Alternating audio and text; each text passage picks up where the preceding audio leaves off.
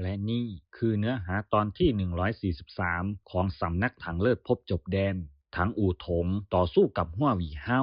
และเทพราชาถังซานจุติลงมาขอนห้าวเทียนขนาดยักษ์ปรากฏขึ้นฮั่วหวี่เฮาจำถังอู่ถงได้ในงานนัดบอร์ดชะตากรรมของเทพสมุทรฮั่วหวี่เฮาโดดเด่นมากเขาดึงดูดความสนใจของนักเรียนหญิงมากมายในที่สุดนักเรียนหญิง4 คนก็เลือกฮั่วหวี่เฮา หนึ่งในนั้นคือถังอู่ถงอย่างไรก็ตามว่าหวี่เฮามีเพียงหวังตงอยู่ในใจ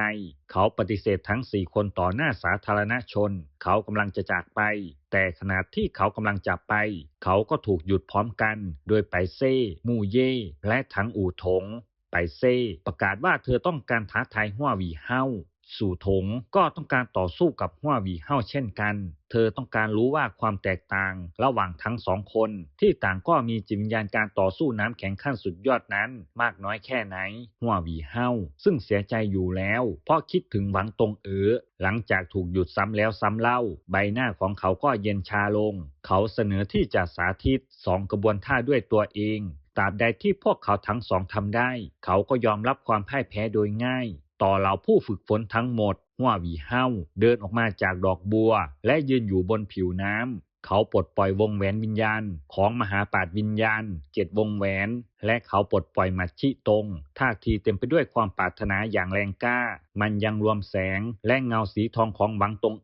ไว้บนท้องฟ้าอีกด้วยทุกคนที่อยู่ในเหตุการณ์ต่างตกตะลึงกับภาพนี้ฮั่วหวี่เฮาหมดความกล้าที่จะท้าทายเขาประกาศถอนตัวจากการแข่งขันทันทีแล้วฮั่วหวี่เฮาเปลี่ยนไปใช้พลังวิญญาณคู่ของเขาวงแหวนวิญญาณที่ปรากฏขึ้นอีกครั้งทำให้เกิดความฮือฮาไปทั่วสนามประลองในบรรดาวงแหวนวิญญาณทั้ง8 วงนั้นมีวงแหวนวิญญาณสีแดงอายุ100,000 ปีอยู่4 วงนอกจากนี้ยังมีวงแหวนวิญญาณสีส้มอีก4 วงที่ไม่มีใครเคยเห็นมาก่อนด้วยพลังน้ำแข็งขั้นสุดยอดของเขาเพียงอย่างเดียวเขาสามารถแช่แข็งทะเลสาบเทพสมุทรทั้งหมดให้กลายเป็นผิวน้ำแข็งได้ชูถงมองดูภาพตรงหน้าแล้วหันหลังเดินจากไปโดยไม่พูดอะไรสักคำฮั่วหวี่เฮาคิดว่าเขาจะจากไปได้แล้วแต่ถังอู่ถงเรียกเขากลับมาอีกครั้งในตัวอย่างเราเห็นถังอู่ถงท้าทายฮั่วหวี่เฮาเช่นกันเธอประกาศว่าจะทุ่มสุดตัวในศึกครั้งนี้ดูเหมือนว่าศึกครั้งนี้จะเป็นบททดสอบสำหรับฮั่วหวี่เฮาเพราะทันทีที่ถังอู่ถงเลือกฮั่วหวี่เฮาพ่อของเธอราชันเทพถังซานก็จุติลงมาถังซานบอกกับถังอู่ถงว่าแน่ใจแล้วหรือว่าฮั่วหวี่เฮาคือคนที่สามารถปกป้องเธอได้ตลอดชีวิตเขาคือคนที่เธอสามารถไว้วางใจได้ทุกอย่างหรือไม่และให้ถังอู่ถงได้เห็นตัวตนที่แท้จริงของฮั่วหวี่เฮาเขามีพละกำลังที่คู่ควรกับธิดาของราชาเทพหรือไม่เพื่อพิสูจน์ความแข็งแกร่งของฮั่วหวี่เฮาให้ถังซานผู้เป็นบิดาได้เห็นถังอู่ถงจึงตัดสินใจทุ่มสุดตัวเพื่อต่อสู้กับฮั่วหวี่เฮาในระหว่างการต่อสู้เงาดำขนาดใหญ่ของขอนห้าวเทียนก็ปรากฏขึ้น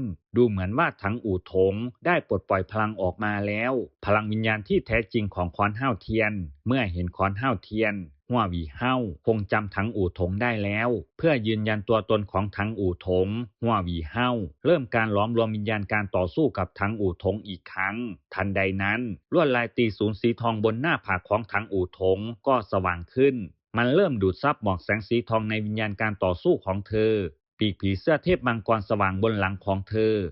มันค่อยๆสลัดเกล็ดมังกรออกพวกมันแปลงร่างเป็นกระดูกที่สลักไว้ของฮั่วหวี่เฮาเทพธิดาแห่งแสงที่อยู่ภายในตัวเขาในรูปแบบผีเสื้อพลังวิญญาณของเขาซึ่งเดิมทีไม่เข้ากันเริ่มผสานรวมกันอย่างช้าๆมันคือพลังอันเป็นเอกลักษณ์ของพวกเขาเฮาตงฮั่วหวี่เฮาตัวแข็งทื่อเสียงของเขาสั่นเครืออย่างควบคุมไม่ได้เขาไม่อยากเชื่อสิ่งที่เห็นทั้งอู่ถงหัวเราะและเรียกเขาด้วยคำเดิมว่าไอ้โง่น้ำตาของฮั่วหวี่เฮาไหลพรั่งพรูออกมาทันทีในที่สุดตรงของข้าก็กลับมาแล้วขอบคุณครับสำหรับการติดตามรับชมเจอกันใหม่ EP หน้าครับ